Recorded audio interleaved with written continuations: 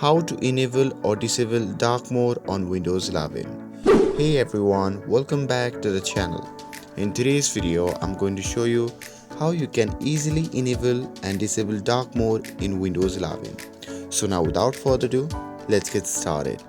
So now first thing first, from your Windows 11 desktop, simply click on the search bar at the bottom and type on settings and open it. And once you are opened it and you are in your settings menu, simply select personalization from the left sidebar. Now here under the personalization, simply scroll down and click on colors. Now on the colors, the first option on this page allows you to switch between light mode and dark mode. So simply select your preferences and the changes will apply instantly. And that's it.